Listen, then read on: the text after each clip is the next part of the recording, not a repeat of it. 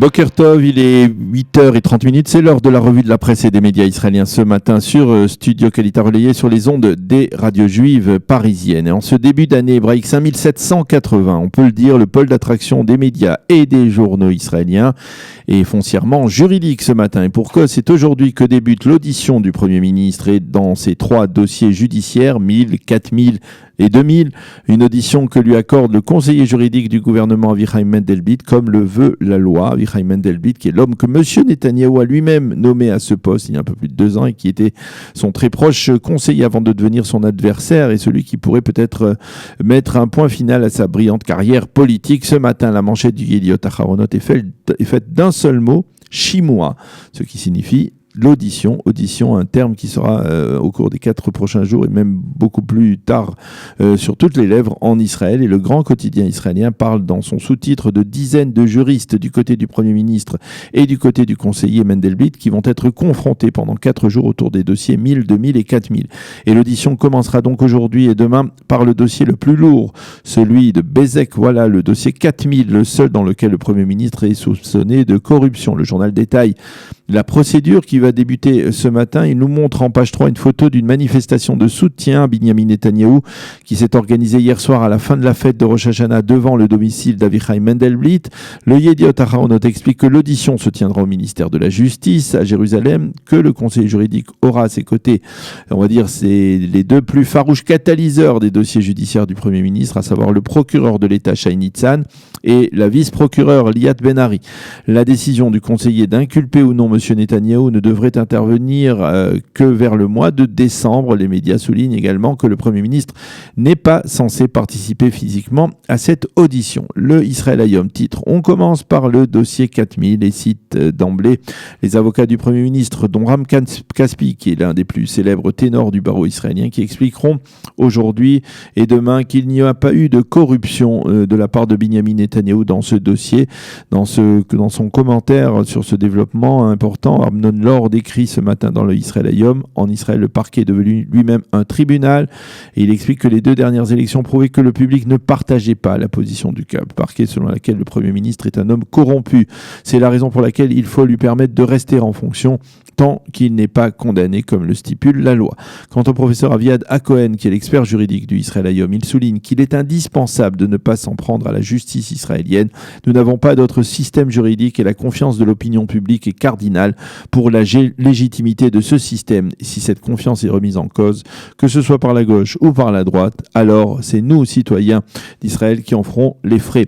Écrit donc le professeur Aviad Akohen. Dans l'éditorial central du Haaretz, qui est consacré à cette audition, le message est clair: Mendelblit, allez droit au but et rapidement.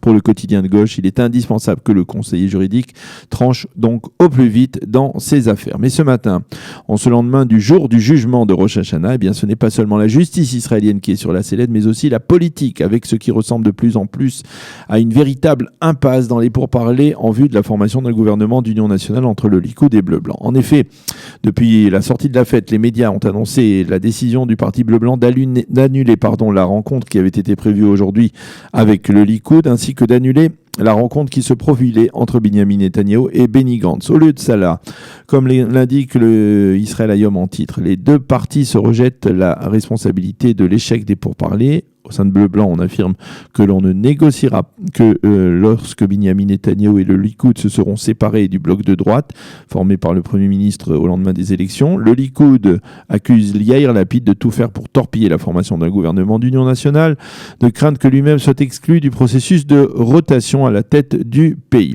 Le Israël Hayom cite également ce matin une affirmation de certains responsables de Bleu-Blanc qui en aparté avouent qu'ils entendent affaiblir Binyamin Netanyahou. Les observateurs croient savoir qu'au sein de Bleu-Blanc, on a décidé de geler les pourparlers durant les 4 jours de l'audition du Premier ministre, car on souhaite en fait que l'attention de l'opinion publique se focalise sur cette audition plutôt que sur des pourparlers vains. Toujours au sein de Bleu-Blanc, on se dit satisfait de ne pas avoir reçu en premier le mandat des mains du président Rivlin, et l'on est certain que Benny Gantz aura plus de chances de former un gouvernement lorsqu'il recevra ce même mandat. Ceci étant, les journaux soulignent que Binyamin Netanyahou réunira ce matin, à peu près à l'heure où débuteront débutera son audition donc devant le conseil juridique du gouvernement, les chefs de file des formations de son bloc de droite afin de vérifier que leur confiance lui est toujours acquise. Selon le Maariv, le Haut Likoud on envisage de plus en plus sérieusement de restituer le mandat au président Rivlin dans les prochains jours. Et puis, c'est dans cette atmosphère de méfiance, et alors que l'on reparle de troisième élection, dans les 4 prochains mois, que le Israël Hayom nous indique que demain, eh bien, la 22e Knesset prêtera serment solennellement, mais que cette journée de fête risque d'être assombrie par l'incertitude politique actuelle, ainsi que par la question cardinale de savoir qui sera le prochain président de la Chambre. Troisième titre important dans la presse israélienne, celui qui ne gravite pas du tout autour de Binyamin Netanyahou. Les quotidiens mentionnent en effet tous en évidence que l'on s'achemine vers un document commun entre l'Iran et les États-Unis, un document commun porté à bout de bras par Emmanuel Macron et qui pourrait conduire Téhéran et Washington à s'asseoir prochainement à la même table de négociation. Le Haaretz indique que pour l'instant, Rouhani n'a pas téléphoné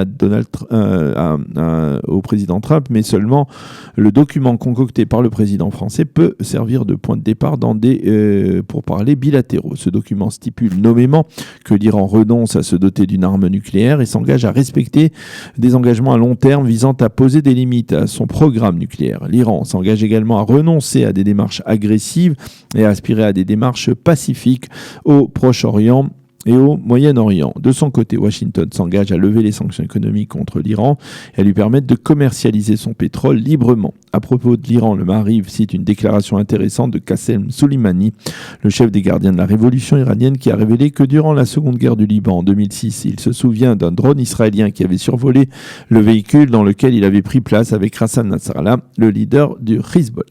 Et puis ce matin, dans la presse israélienne, eh bien, les journaux nous présentent des photos des bébés qui sont venus au monde en ce début d'année 5780. Le Yediot Aharonot consacre à cette arrivée heureuse une double page et écrit que l'année commence avec de telles bénédictions. C'est la fin de cette première revue de la presse israélienne de cette année 5780 sur Studio Qualité.